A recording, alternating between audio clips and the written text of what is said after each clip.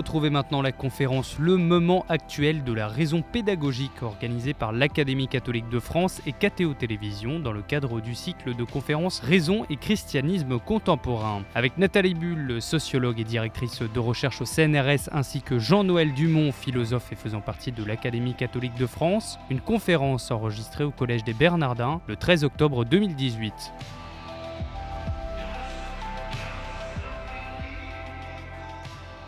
Donc, je suis sociologue, j'ai travaillé avec Raymond Boudon, que nombre d'entre vous connaissent sans doute, qui est quelqu'un qui s'est beaucoup intéressé à l'école. Une partie importante de mon travail de recherche a été consacrée à la compréhension des changements pédagogiques et de leur impact sur la formation des élèves, de même que sur l'inégalité des chances. Ce sont quelques grandes lignes de synthèse que je vous proposerai ici, puisque j'ai le plaisir que l'on m'ait demandé de parler de la raison pédagogique. Pour comprendre la raison pédagogique moderne, il faut prendre un grand recul et la voir évoluer sur le long terme. Il faut aussi voir ce qui s'est passé ailleurs, notamment outre-Atlantique, où cette raison s'est réformée, si l'on peut dire, pour se détacher d'un modèle colonial jugé obsolète, longtemps avant que la raison pédagogique européenne ne prenne le même chemin du changement. Sans être caricatural, il me semble qu'une façon d'approcher ces changements modernes est de confronter deux modèles éducatifs opposés sur bien des points fondamentaux. Le modèle d'éducation libérale au sens philosophique et le modèle d'éducation que l'on peut dire progressiste, même si ce terme recouvre beaucoup de choses différentes. Il s'agit de tenter de comprendre comment l'idéal éducatif qui inspire les transformations de l'école a changé au nom du progrès, de la modernité et de la science. Très brièvement, l'éducation libérale est centrée sur les savoirs formels ou théoriques, c'est-à-dire constituée de manière systématique, et suppose que ces derniers sont les clés de la libération intellectuelle. L'éducation progressiste est centrée, au contraire, sur la notion d'expérience et ne place pas les savoirs formels au cœur du développement intellectuel. Le modèle d'éducation libérale suppose qu'il y a une harmonie entre les savoirs structurés et l'esprit.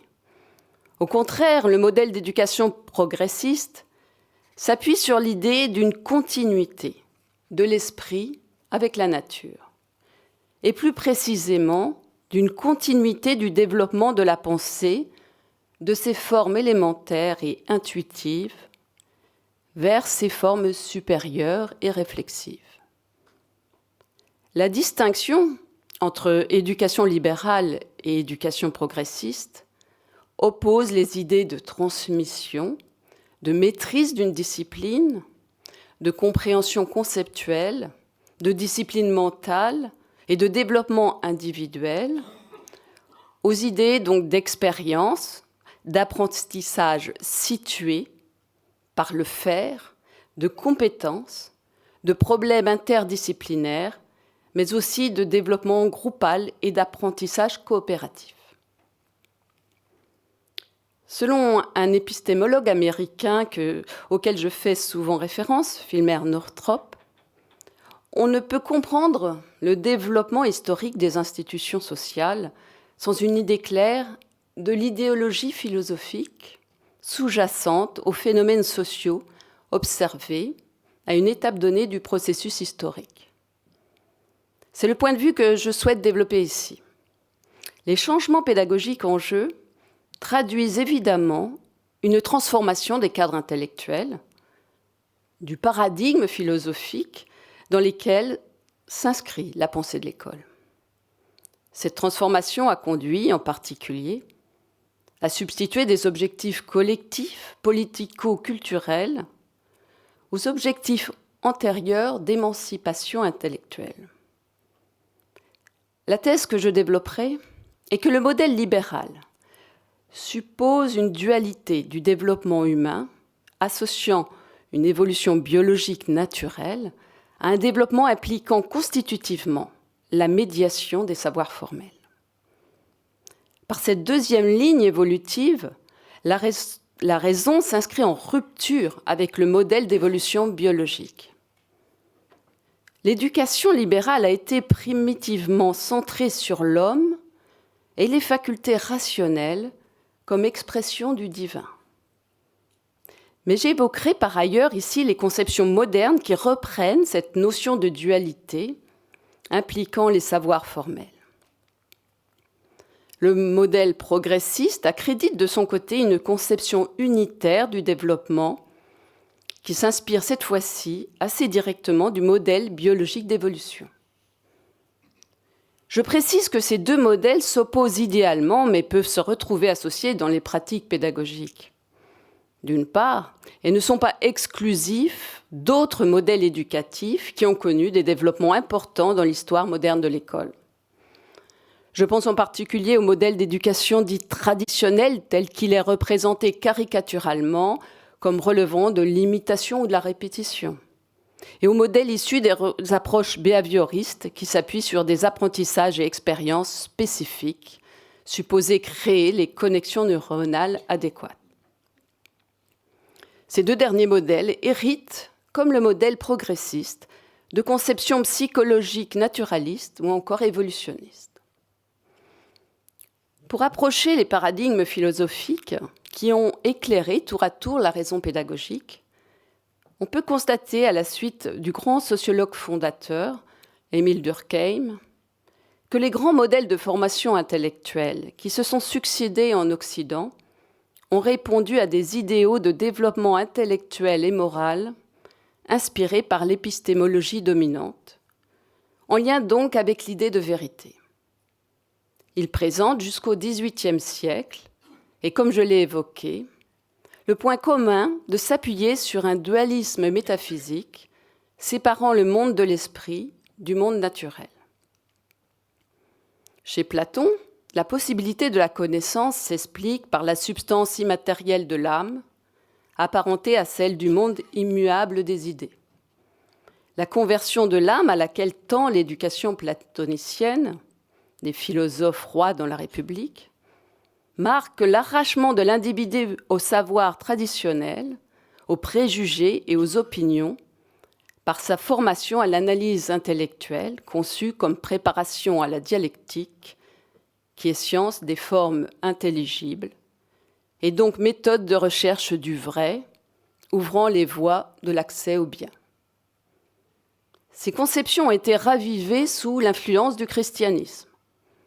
C'est l'idéal de formation de l'esprit qui a été privilégié par la morale chrétienne. Durkheim remarque que les penseurs de l'Antiquité, jusqu'à Socrate, avaient au contraire commencé à s'intéresser à l'univers physique. Si la réflexion grecque s'est portée d'abord sur le monde, c'est qu'il était le lieu du divin, alors que l'humain représentait des valeurs profanes, sans importance en elles-mêmes. Le christianisme a inversé ces rapports. Pour le christianisme, au contraire, écrit Durkheim, c'est l'esprit, c'est la conscience de l'homme qui est la chose sacrée et incomparable. Car l'âme, ce principe de notre vie intérieure, est une émanation directe de la divinité. Depuis les formes embryonnaires de l'institution scolaire à la Renaissance carolingienne, jusqu'à la veille de la Révolution, la pédagogie développée a été animée par le but de développer l'esprit. Elle représentait par là même un projet moral fondé sur la compréhension des Saintes Écritures. Grammaire de la Renaissance carolingienne, dialectique de l'enseignement scolastique et rhétorique littéraire de l'humanisme classique, visaient un but commun, l'homme, la formation de la pensée et son expression, le développement de facultés générales par l'enseignement de savoirs organisés et à travers cette formation, l'accès à la compréhension des Écritures. Beaucoup a été dit par le philosophe américain John Dewey, notamment. des liens entre ce qu'il tenait pour le faux dualisme ontologique de l'esprit et du corps et les conceptions contemplatives présentées comme réceptives de la connaissance. Mais l'analyse épistémologique proposée par Durkheim révèle que ce dualisme a légitimé l'enseignement des arts libéraux parce que cet enseignement était centré sur le rôle intellectuel interne et pleinement actif de l'esprit. À cet égard, le dualisme ontologique ne peut être associé à la passivité du sujet, mais rend compte de la forme particulière, logique et théorique, qui était attribuée à son activité. Cela me conduit à poser une question majeure. Pourquoi aujourd'hui l'activité de l'élève est-elle supposée, par les approches dominantes de la recherche en éducation, en conflit avec les enseignements théoriques ou académiques, impliquant des structures organisées de savoir et des exercices formels? Pourquoi encore l'idéal de culture de l'esprit, de libération de la pensée par l'apprentissage des savoirs organisés, a été décrié avec la modernisation de l'école et qu'à cet idéal s'est substitué, par exemple, celui d'une culture non plus pensée comme développement individuel, mais comme commune.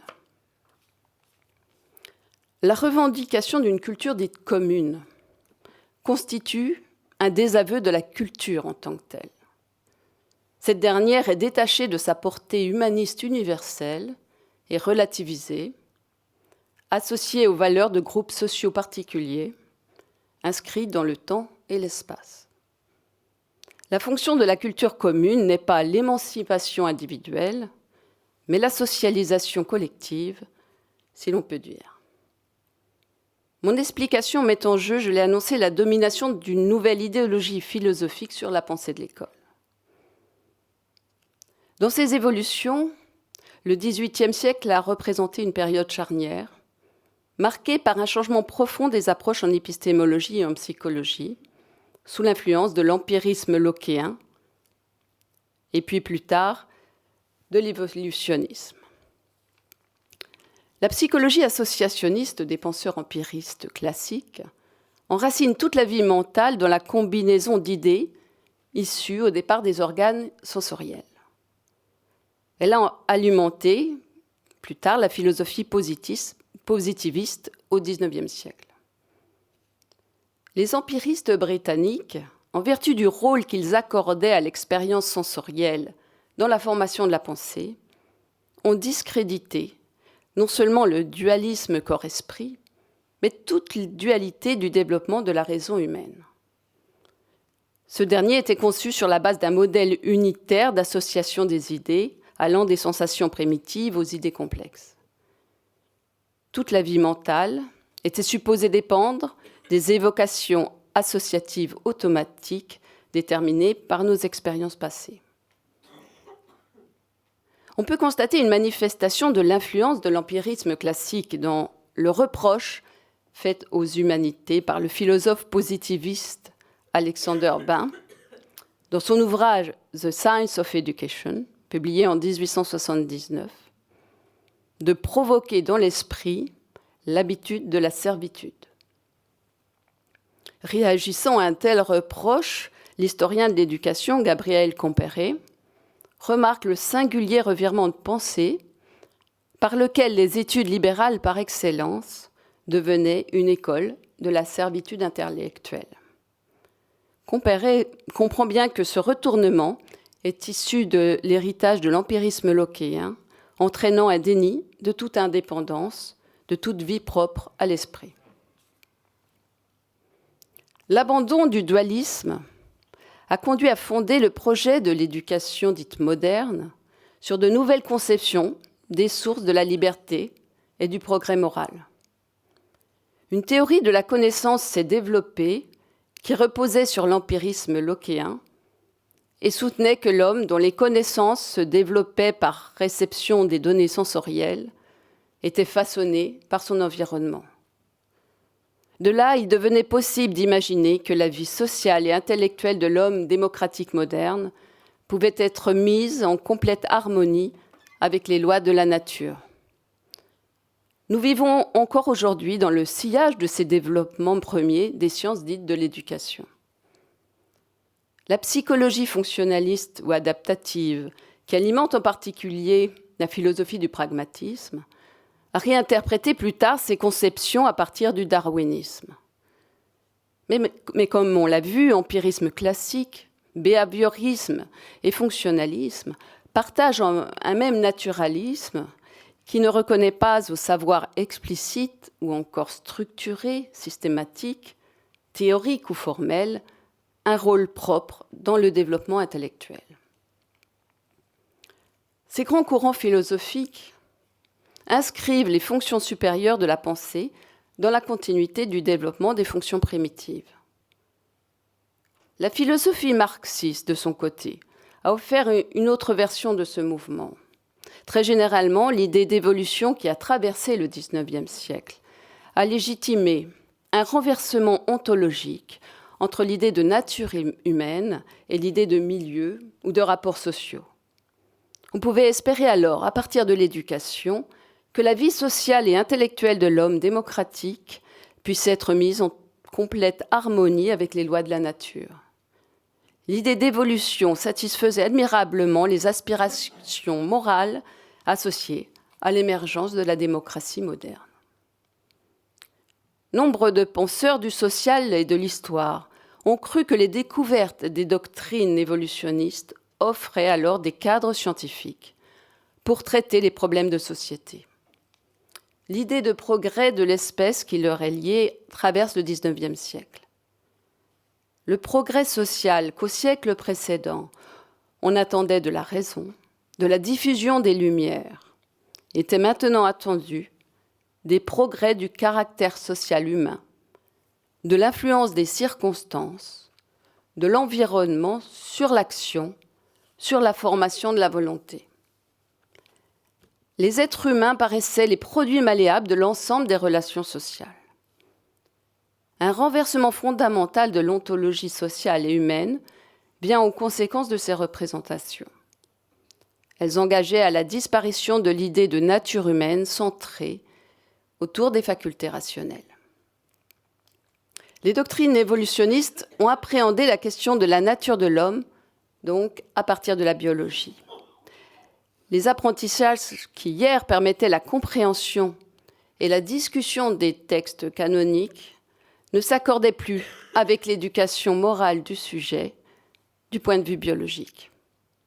La finalité du développement, l'idéal supérieur qui anime la nature, c'était désormais la vie même.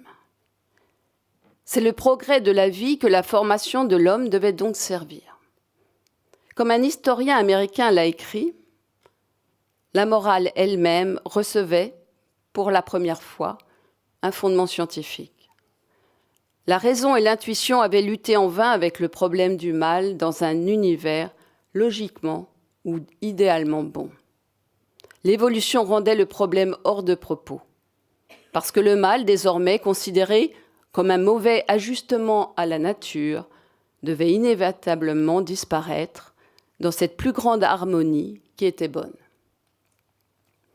Ces idées ont gagné l'esprit du temps, car l'image de l'homme et du développement humain qu'elle nourrissait tendait à donner sens au modèle démocratique du lien social, fondé sur des relations horizontales, intragénérationnelles.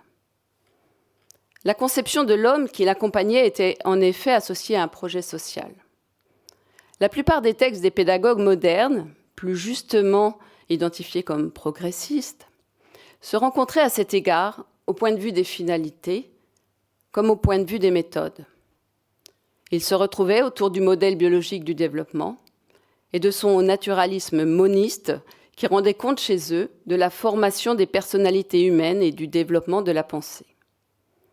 Ce modèle justifiait leur horreur des apprentissages livresques, des enseignements magistraux, des transmissions explicites qui mettaient en jeu des structures, des notions, des concepts hétérogènes aux modes supposés naturels d'apprentissage. Le savoir théorique, transmis nécessairement de manière verbale, se donnait comme un simple contenu de type factuel, confondu avec l'information. Donc rigide, sans vie, inapte à solliciter l'engagement des élèves.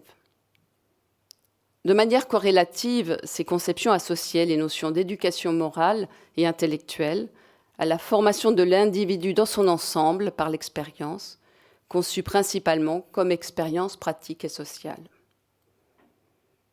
Le modèle biologique d'évolution et d'adaptation de l'esprit humain, conçu comme un développement continu des fonctions élémentaires aux fonctions supérieures, a conduit à séparer ce qui était antérieurement implicitement associé, apprentissage formel et développement des potentialités de la pensée. La vie complète était opposée à la vie de la raison. « Vivre est le métier que je veux lui apprendre », avait écrit Jean-Jacques Rousseau, résumant ainsi ses projets éducatifs pour Émile. Émile ou de l'éducation inversait le projet érasmien qui exhortait les éducateurs à commencer l'instruction des enfants le plus tôt possible. Johann Pestalozzi avait pour objet de ne pas faire des écoles d'écriture, d'alphabet et de catéchisme, mais des écoles d'hommes. La raison invoquée pour la création des chaires de pédagogie à la fin du XIXe siècle en France était que les professeurs, s'ils connaissaient admirablement l'art d'éveiller les esprits, ignoraient celui de former les caractères. Pour le philosophe John Dewey, une culture conçue comme raffinement interne de l'esprit s'opposait à une disposition socialisée. Et d'après Jean Piaget, le développement moral humain imposait, pour des raisons biologiques même, l'adoption des méthodes pédagogiques nouvelles et actives. Leçons, apprentissage des règles et exercices disciplinaires étaient renvoyés à des attitudes passives de la part des élèves parce qu'ils ne paraissaient plus liés à leur développement propre. Ils se donnaient à cet égard comme ingurgitation pure et simple de connaissances, d'une pensée figée, reproductrice de modèles sans perspective d'évolution. Néanmoins, demandons-nous si le succès de l'idée d'évolution suffit à expliquer le changement des cadres intellectuels qui ont progressivement dominé la pensée de l'école. Ce n'est pas évident, car l'enseignement des savoirs organisés a pu trouver d'autres justifications que celles dérivées du dualisme métaphysique, dans l'idée, par exemple, de la discipline mentale, puis dans certains nouveaux développements importants de la psychologie éducative, ceux, par exemple, de la psychologie historico-culturelle. Cette dernière tient que le développement des fonctions intellectuelles supérieures s'inscrit en rupture avec le développement biologique. Pour ce courant de la psychologie dont le père fondateur est le célèbre psychologue russe Lev Vygotsky, très mal compris, l'enseignement des savoirs organisés est moteur du développement intellectuel. Cette conception alternative de l'activité de l'esprit n'est pas métaphysiquement dualiste, mais on peut la dire duale. J'évoquerai ici quelques principes de la psychologie historico-culturelle de Vygotsky. La rupture avec le développement biologique est liée à la dimension sociale de l'expérience humaine. On retrouve bien la société comme élément clé du développement humain, mais non la société comme milieu producteur d'expériences, mais la société comme productrice d'œuvres et de savoirs constitués. Ces savoirs sont des outils constitutifs de la pensée. Les savoirs sous-tendent la dimension signifiante essentielle de l'expérience humaine. Ils ne se construisent pas à partir de l'expérience, ils fondent cette dernière. Vygotsky défend à cet égard et de manière totalement laïque une conception duale du développement humain. Il faut maintenant se demander pourquoi telle conception a été privilégiée dans le courant du XXe siècle plutôt que telles autres qui étaient aussi disponibles. Tentons de comprendre les réformateurs de l'école et de quelle manière l'idéologie philosophique progressiste répondait à leurs besoins et aspirations en termes d'éducation, non plus d'une élite sociale, mais de ce que l'on a nommé sans égard les masses.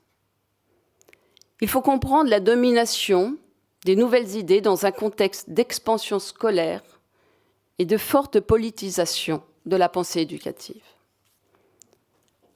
Le projet éducatif moderne, dans une école séparée de l'Église, revendique la priorité de la formation morale. Et cette priorité le caractérise.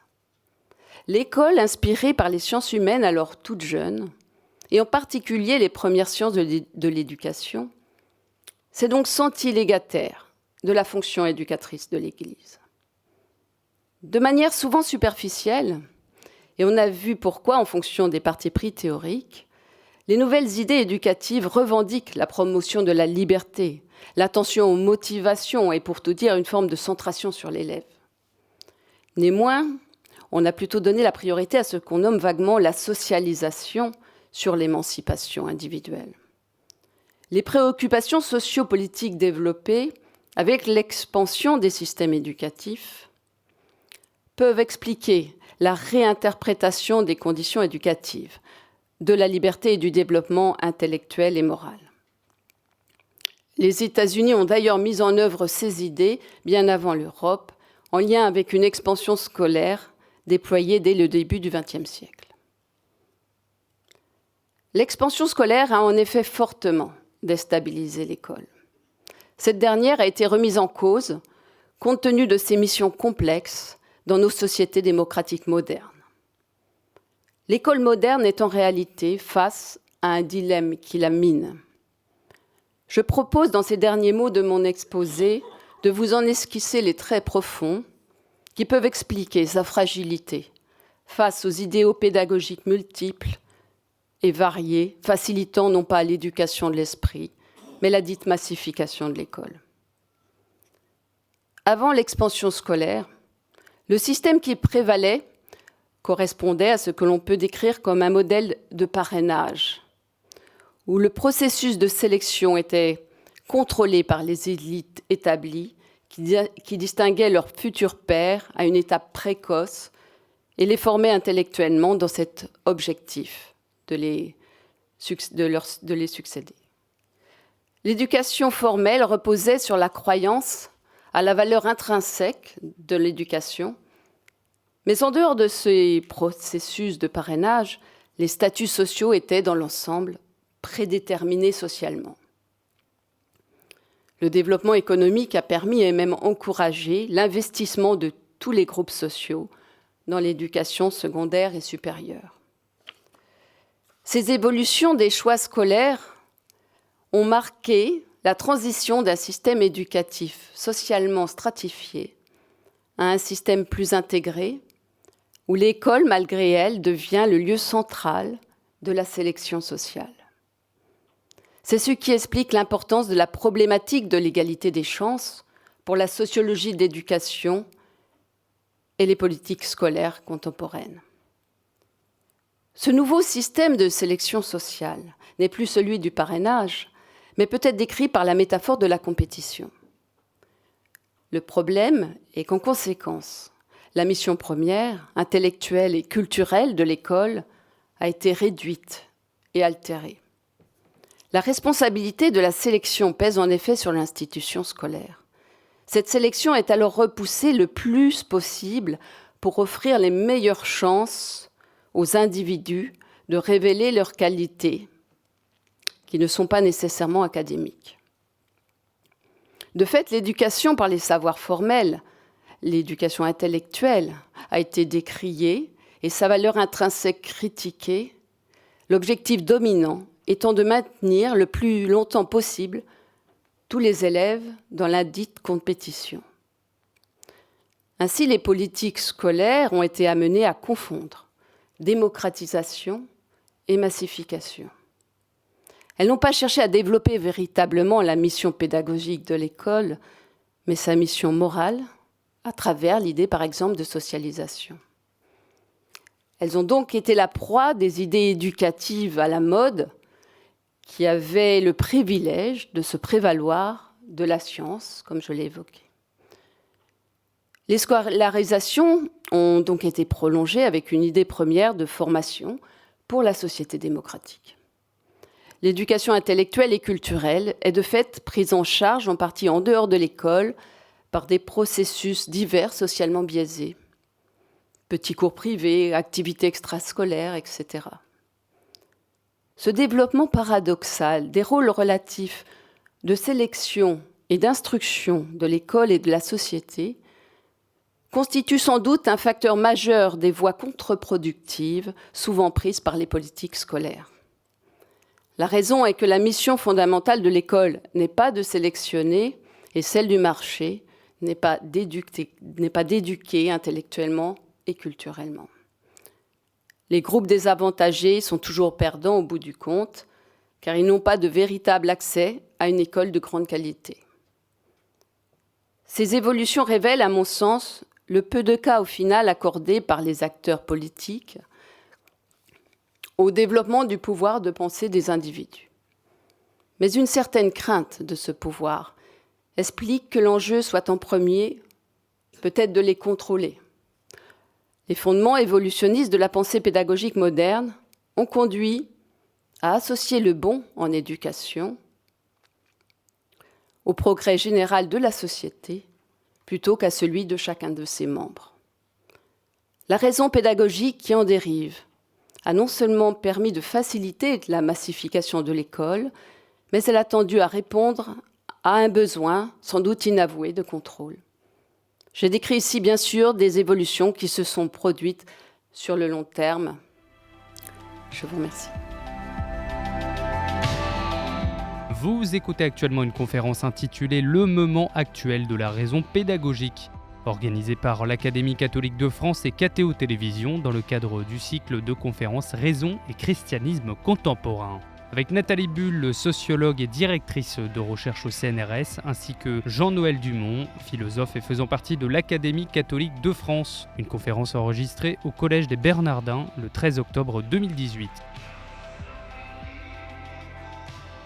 Je dois dire d'abord la joie que j'ai eue à entendre l'exposé de Nathalie Bull, car professeur pendant plus de 40 ans, professeur avec un bonheur inusable et une inquiétude également inusable, c'est la première fois au bout de plus de 40 ans que je vois reconnu ce que j'ai fait.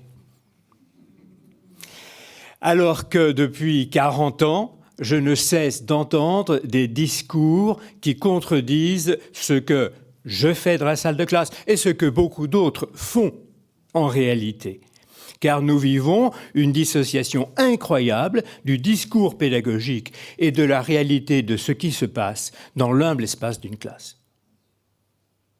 Car dans l'humble espace d'une classe, ce qui se passe, c'est le moment où un esprit s'éveille à lui-même. C'est un miracle qui m'a été donné d'observer tous les jours. Et il ne peut pas vivre cet éveil à lui-même sans rupture. Et j'ai entendu votre exposé comme un exposé platonicien, après tout. J'y reviendrai, car effectivement, le chemin qui conduit l'esprit à lui-même est nécessairement un chemin de rupture. Et l'humble espace de la classe est celui où ce chemin peut se déployer. Il est heureux que notre rencontre se situe à la conclusion d'un colloque magnifique qui avait pour thème l'espérance. Car l'école est le lieu même de l'espérance. Jean-Louis Vieira-Baron disait tout à l'heure que chez Péguy, l'espérance était seulement l'espérance surnaturelle. Je suis désolé de le contredire. Il y a un très beau passage où Péguy évoque l'homme de 40 ans, qu'il est, au moment où il écrit. Et il dit l'homme de 40 ans a compris une chose, et c'est pour ça qu'il a 40 ans. Il a compris qu'il ne sera pas heureux. Mais cet homme de 40 ans a un enfant en maison de 15 ans. Et cet homme de 40 ans, de manière absurde, fait tout pour que cet enfant de 15 ans soit heureux.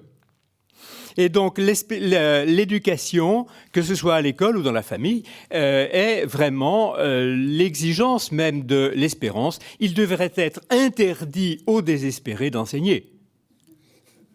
Et j'en veux beaucoup à ces adultes pervers qui se présentent avec un air coquet comme des inquiéteurs. Notre fonction de pédagogue est d'émerveiller et non pas d'inquiéter. Mais il est vrai que l'émerveillement ne va pas, j'y reviendrai, sans une certaine forme d'inquiétude.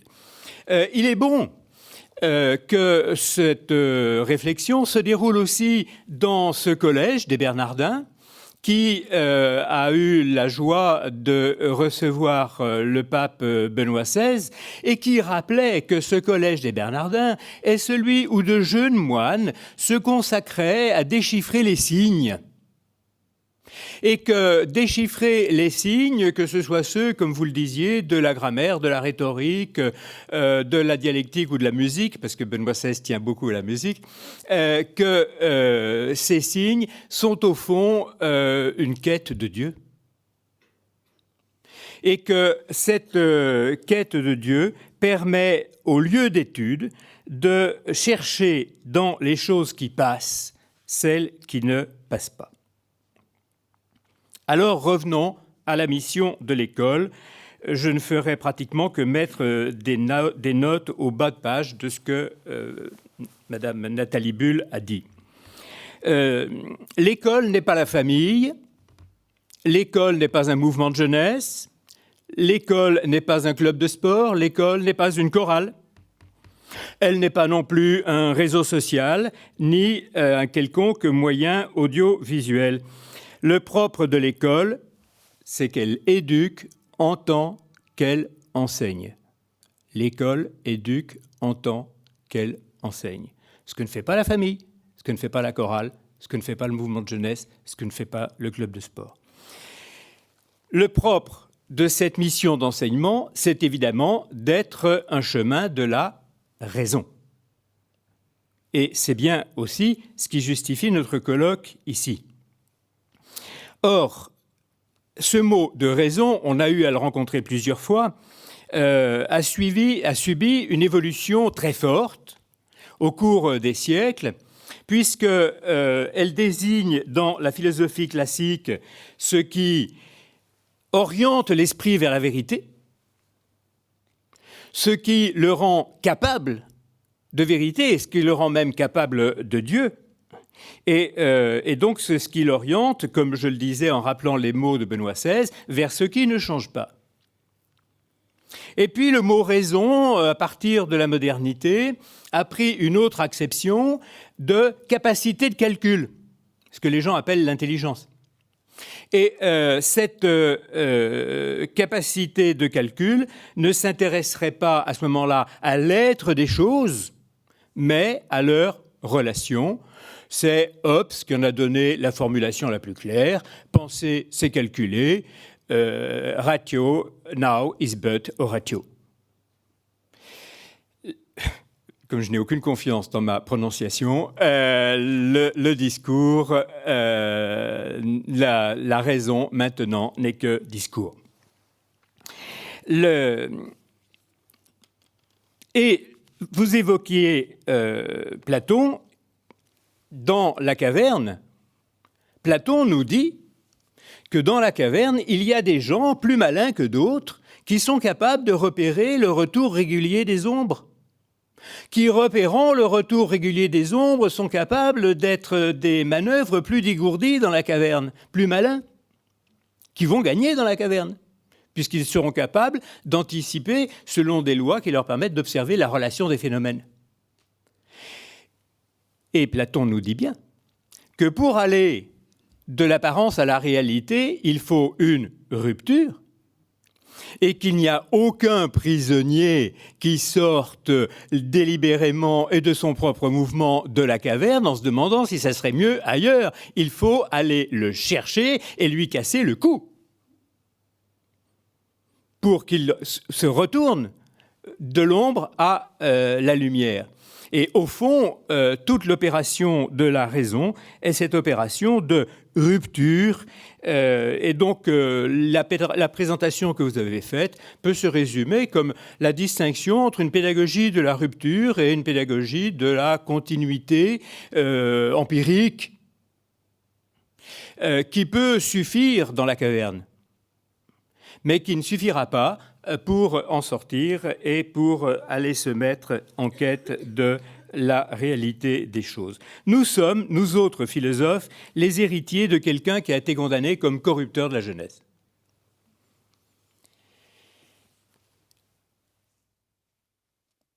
Socrate, lors de son procès, dit à son accusateur Mélétos, « Mélétos, si tu sais qui corrompt la jeunesse, peux-tu me dire qui la rend meilleure ?» Mélétos, qui est un politique démocrate d'Athènes, répond « C'est pas compliqué, tous ces gens-là. » Alors Socrate dit « J'ai pas de chance. Je suis le seul dans Athènes qui corrompt la jeunesse alors que tout le monde peut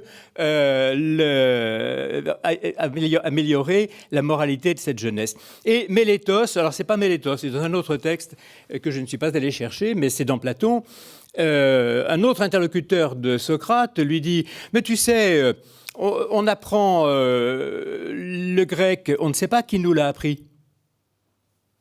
Eh bien la sagesse, c'est pareil. » Et j'ai été très éclairé par le livre de Nathalie Bull qui dit que l'on a abusé du modèle de l'apprentissage de la langue. Car il est vrai que l'apprentissage de la langue est un usage tout empirique et informel qui me permet d'acheter un paquet de cigarettes si je fume. Ce qui n'est pas mon cas. Mais la culture n'est en rien comparable à l'apprentissage de la langue. En rien. Puisque précisément, la culture consiste à montrer à un enfant qu'il sait peut-être parler français, mais il n'a rien compris pour l'instant au trésor de beauté, de vérité, d'exigence qui sont déposés dans cette langue. Et donc, je vous remercie de souligner la confusion fatale entre l'apprentissage et l'enseignement.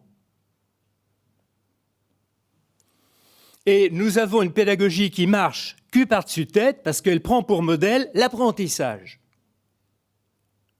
Or, l'apprentissage, ça marche, oui. Mais Alain nous fait remarquer que l'apprenti est assez spontanément un esprit timide et conformiste. Parce que l'apprenti va reproduire des usages dont il ne va pas vérifier le bien fondé. Alors que l'écolier gâche peut-être de la copie, dit peut-être un peu n'importe quoi, à la différence de l'apprenti qui est prudent, car l'apprenti ne peut pas gâcher la pièce de bois, donc il est prudent. L'écolier est un peu imprudent et gaspille de la copie, mais cette imprudence de l'écolier, c'est ce qui fera de lui un homme libre. Et donc c'est une erreur fatale de prendre pour modèle de l'enseignement celui de l'apprentissage, puisque, au contraire, cet apprentissage, au fond, invite à une certaine forme de conformisme, et c'est à peu près là que nous en sommes. Pourquoi Mélétos a-t-il pu condamner Socrate ? Eh bien, Mélétos a pu condamner Socrate parce qu'il y a un troisième personnage. Il y en a un quatrième, c'est le comique, mais je ne l'aborderai pas. Il y a un troisième personnage, c'est le sophiste. Et au fond, nous assistons à l'alliance de Mélétos et des sophistes. Pourquoi Socrate s'est-il opposé aux sophistes ? Parce que, on le voit bien dans le dialogue du Gorgias, il dit aux sophistes, vous nous apprenez des techniques, des procédures, peut-être seulement parfois des flatteries, comme a dit Pierre Manint hier, mais au fond, et il faut absolument écouter cette leçon de Socrate, la technique induit un scepticisme de fait. Privilégier les méthodes, les techniques et les procédures, c'est inoculer dans les esprits un scepticisme de fait. C'est d'ailleurs ce que répond Gorgias à Socrate quand il dit « Le maître de boxe, de Pancrace, le maître de Pancrace apprend comment taper, il ne dit pas sur qui. » Et c'est bien ça l'inconvénient du privilège des méthodes. C'est qu'elles rendent indifférent à la vérité. Mais le sophiste a l'avantage d'ouvrir, grâce aux méthodes ou aux trucs dont il dispose, et qui souvent sont fort habiles, de donner une bonne place à la jeunesse française dans la compétition. Et voilà le deuxième modèle qui mine notre école. Premier modèle, celui de l'apprentissage. Deuxième modèle, celui de la compétition. C'est l'alliance triomphante de Mélétos et des sophistes. Et Socrate sera à nouveau condamné. Oh, si ce n'est qu'il s'en fiche complètement parce que, en fait, dans la pratique, dans les lycées et collèges, heureusement, il y a encore quelques professeurs. Et qui, par bonheur, laissent glisser sur eux le discours pédagogique comme l'eau sur les plumes d'un canard. Mais donc, voilà, le modèle de l'apprentissage ne laisse plus que place aux compétitions les plus féroces. Et ça donne ce spectacle pitoyable des établissements prétendument d'élite et qui nous publient des listes de résultats et qui disent avec une vanité insupportable « Nous sommes un établissement extrêmement exigeant, vous ne pouvez pas y rentrer comme ça. » Mais qu'est-ce que c'est que ça ? Qu'est-ce que c'est que ces écoles dont on dit c'est une bonne école parce qu'elle a de bons élèves ? Une bonne école, à mon avis, c'est une école qui a des bons professeurs, non ? Et on dit, ah oui, t'as de la chance d'être muté ici, c'est un bon lycée. Ça veut dire que les élèves sont bien propres sur eux. Donc, le résultat des opérations, c'est qu'on fait marcher la machine à broyer la sélection avec une violence incroyable. Et que tous les appels à la démocratisation ne cessent d'être complètement trahis et dénoncés par cette pression stupide, car il faut bien dire que c'est vraiment un spectacle stupide, à l'élite, à la compétition. Moi, j'ai enseigné pendant 40 ans dans des classes préparatoires. Il y a ici quelques étudiants, je les remercie, je les salue. Je ne crois pas, à moins qu'ils se lèvent pour me contredire, avoir inoculé en eux un quelconque esprit de compétition et leur avoir dit « Tu vas être le meilleur, tu vas écraser les autres », etc. C'est vraiment pas comme ça qu'on donne le goût de la vérité. Vraiment pas. D'où le double échec de notre école, que tout le monde connaît. Échec de la démocratisation, en dépit de tous les discours, et même échec. Alors, moi, je voudrais bien qu'on nous dise bien cette pédagogie de la continuité, plutôt que de celle de la rupture, permet l'épanouissement des jeunes. Alors, je voterai pour. Mais lisez l'excellent livre de Nathalie Bull. À un moment, elle utilise l'expression que j'ai trouvée très heureuse du fait de aliénation au groupe des pairs. Le phénomène de l'adolescence fait que ces jeunes auxquels on ne veut plus rien dire, eh bien, ils écouteront l'enseignement de leur père. Ils écouteront l'air du temps. Les jeunes que l'on ne forme pas, ils sont perméables nécessairement à l'air du temps. Et la démission possible des enseignants les livre à l'air du temps. Échec de la démocratisation, échec de l'épanouissement personnel qui pourrait être effectivement un objectif fondé. Je développe rapidement une certaine conception de l'école en continuité avec ce qu'a dit Nathalie Bull pour illustrer cette idée donc de rupture nécessaire. En effet, l'école fait deux choses. Elle met en crise et elle émerveille. Elle met en crise, car tout professeur dans toutes ces disciplines, que ce soit en histoire, en géographie, en éducation physique, j'ai enseigné l'éducation physique, j'ai oublié de le dire, dans toutes les disciplines, le professeur est quelqu'un qui dit « tu croyais savoir, mais ». Le professeur de physique dit « tu croyais savoir, mais ». Tout enseignement est une mise en crise. C'est pourquoi le modèle de la transmission ne suffit pas. Parce qu'il peut y avoir des transmissions implicites. Et au fond, la transmission, on ne sait pas où elle passe. On ne sait pas par quel canot il passe. Mais l'enseignement, il passe toujours par une mise en crise.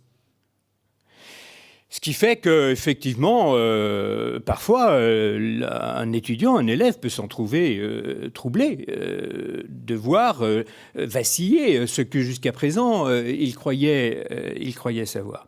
Et cette mise en crise serait la chose la plus épouvantable si elle n'était pas liée, comme récompense, à un émerveillement.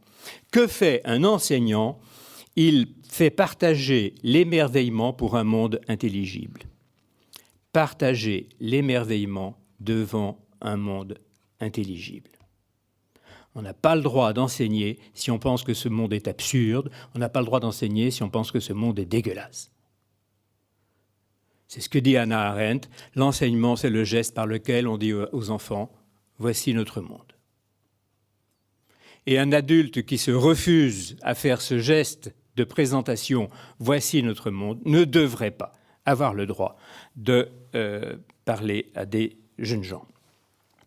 Cette dialectique de la rupture et de l'émerveillement, elle se vit dans la salle de classe, dans l'humble poussière de la salle de classe, à travers l'attention. La plus belle page sur l'école, les plus belles pages sur l'école, sont celles de Simone Weil sur le bon usage des matières scolaires pour l'apprentissage de la prière. Ceux qui n'auraient pas encore lu ce texte, qu'ils se précipitent, ils auront de la reconnaissance pour moi, du bon usage des matières scolaires pour l'apprentissage de la prière, car Simone Weil nous dit, ce que fait un élève dans la salle de classe, il exerce son attention. Et exerçant son attention, il se détourne de soi. Car on sait bien que ce qui nous empêche d'être attentifs, c'est le souci. Je voyais bien les étudiants qui, ayant trop de soucis, ne pouvaient pas être attentifs. L'attention nous lave de nos soucis, nous exonère de nos peines. Et plutôt que d'enfermer le jeune dans les remugles de ses préoccupations psychologiques, il est plus heureux de le tourner vers ce qui est beau, vers ce qui est vrai, vers ce qui est juste, et d'en partager l'émerveillement. Car là, il y a un chemin de liberté, qui est vraiment le chemin qui est donc à la fois une rupture et une découverte, c'est-à-dire une conversion. Et ces termes donc sont exactement platoniciens. Ils reviennent à dire que pour se découvrir lui-même, il faut que le sujet connaisse l'objet. Avouez que c'est simple. Le sujet ne se connaîtra pas lui-même en s'observant lui-même. Quand le sujet s'observe lui-même, excusez-moi l'expression, il s'emmerde. Le sujet ne se connaît lui-même que quand il contemple l'objet, qui est beau, qui est juste, qui est vrai, qui est dur, qui est résistant, qui est âpre. Mais c'est dans cette libération de ses propres ambiguïtés, de ses propres obscurités, qu'il peut trouver le chemin vers la confiance de l'adulte. Je terminerai mon exposé en posant deux questions, et je ne sais pas si Mme Nathalie Bull acceptera d'y répondre, mais c'est des questions que je voudrais partager, et je serais content qu'elle les relève. La première question, ce n'est pas vraiment une question, je voudrais faire un plaidoyer pour le professeur. Trop de professeurs ont actuellement une image dévalorisée d'eux-mêmes. Et on ne peut pas confier des jeunes à ceux qui ont une image dévalorisée d'eux-mêmes. Et enseignant en classe préparatoire, je continue de voir, avec une certaine tristesse, disons-le, d'excellents étudiants avoir des stratégies pour ne pas aller dans un lycée. Mais alors si ce n'est pas eux qui y vont, ça sera qui ? Donc il faut vraiment réhabiliter à leurs propres yeux les enseignants, en leur disant qu'ils ne sont pas des animateurs socio-culturels, mais qu'ils sont d'abord, comme d'ailleurs c'est ce qu'a dit M. Blanquer, j'ai beaucoup de reconnaissance pour lui de l'avoir dit, en disant qu'un enseignant, c'est d'abord un homme de culture. Un professeur de géographie, c'est d'abord quelqu'un qui aime la géographie. Et c'est dans la mesure où il aime la géographie qu'il pourra être effectivement heureux de proposer aux élèves un chemin vers l'intelligence de ce monde. Et donc, il est important de dire qu'un professeur, c'est d'abord un homme ou une femme de culture. Et ça n'est pas le simple agent d'exécution des dernières directives, qui d'ailleurs ne cessent de changer. Ce professeur, je l'ai dit, il aime le monde. Alors je plaiderais, mais j'aimerais qu'on avance là-dedans, pour une reconnaissance sociale des professeurs, car on assiste à une chute vertigineuse des vocations d'enseignants, inquiétante. Cette reconnaissance sociale passe entre autres par un salaire, mais elle passe aussi par une certaine liberté. Ne pas être traité comme le dernier agent d'un système absurde, soumis à des mutations, à des orientations avec des calculs de points absolument minables. Croyez-vous que quelqu'un devienne meilleur pour avoir plus de points ? Donc le deuxième plaidoyer que je ferai pour l'enseignant, c'est qu'il ait quand même la liberté de choisir où il va. C'est quand même incroyable qu'il ne puisse pas candidater dans le lycée de machin, de truc, de tel endroit, et précisément en fonction des orientations qui sont celles de ce lycée, de la spécificité qui est celle de ce lycée, de l'esprit qui est le sien. Trouvons des moyens, mais il faut absolument que les enseignants soient réhabilités à leurs propres yeux et qu'ils soient enfin traités comme des gens libres et comme des gens de culture. La deuxième question que je voulais poser, on a parlé de rupture, on a parlé de conversion. Évidemment, tout ce vocabulaire est religieux. On a même dit, Nathalie Bull a dit que l'école avait tentait de se substituer à la mission éducatrice de la religion. Mais il y a quand même une difficulté actuellement, c'est que nous sommes de fait dans une situation d'obscurantisme laïque. Est-il normal que les programmes de philosophie n'aient pas de chapitre de métaphysique? Est-il normal que Dieu, D-I-E-U, ait été supprimé des programmes de philosophie en 1960? Vous me direz, en 1972, c'est l'individu qui l'a suivi, donc c'est bon. Mais la mort a été supprimée il y a 4-5 ans parce que ça inquiétait trop les élèves. Donc, en fait, une philosophie mutilée de métaphysique, c'est une malhonnêteté intellectuelle. Un enseignement de littérature mutilé de toutes les grandes œuvres religieuses, c'est de la malhonnêteté intellectuelle.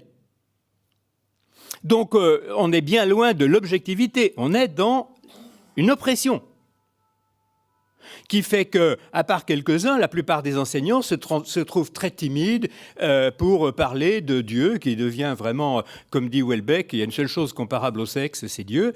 C'est les trucs dont on ne peut pas parler. Encore que le sexe, finalement, on en parle plus librement. Et voilà. Et cette situation d'oppression, elle est grave politiquement, mais peu importe, mais elle est grave pour les jeunes qui nous sont confiés. Parce que celui auquel on interdit la curiosité spirituelle, on lui met une brique sur l'âme. Et puis lui, à coup sûr, il n'osera pas aller très loin dans les interrogations, parce qu'on lui dira « Ah non, ça, tu vois, ça, c'est des questions qu'on ne peut pas résoudre rationnellement. » Donc il va mettre un plafond et il va s'arrêter au niveau des questions utiles et monnayables. Donc on met objectivement une brique sur les âmes avec cet obscurantisme laïque. Or, l'obscurantisme a la même conséquence partout, c'est-à-dire qu'il engendre le fanatisme. C'est-à-dire quand quelqu'un qui a vécu dans ce silence, dans ce mutisme religieux, le jour où il découvre qu'il y a une quelconque proposition religieuse qui a un peu de sens, il la prend. Et tant mieux, au fond. Enfin, tant mieux. On le comprend. On le comprend. Il découvre enfin une grammaire, il découvre enfin un mode d'emploi, quelque chose qui a un peu de sens. Donc, il va s'y précipiter. Voilà. Pourquoi l'école ? Pas pour faire un fonds commun, pas pour faire la République, même si par ailleurs c'est pas mal, mais pour permettre à un esprit de rentrer dans le chemin, disons-le, du salut. C'est-à-dire passer des choses qui se voient à celles qui ne se voient pas, passer des choses qui passent à celles qui ne passent pas. Et ce chemin du salut, il suppose aussi, bien sûr, d'être en proie à la question du mal. Et c'est pourquoi une pédagogie de la continuité qui s'inspire effectivement des apprentissages vitaux et qui voudrait nous mettre simplement au service de l'épanouissement de la vie est un énorme mensonge. Quand tout professeur, quelle que soit la discipline qui est la sienne, sait de manière plus ou moins diffuse, de manière plus ou moins explicite, que ce qui lui est confié, c'est une personne qui est en attente de son salut. Mot qu'on n'ose plus prononcer, mais qui veut dire que, en fait, la grande énigme, c'est que c'est celle du mal. C'est pas le droit qui va en venir à bout, hein. On l'a vu. Et cette énigme du mal, le gamin, il la voit tout le temps. Et on ne peut pas se contenter de lui dire, tu sais, c'est la vie qui continue. Voilà le sérieux devant lequel nous sommes placés grâce à Nathalie Bull.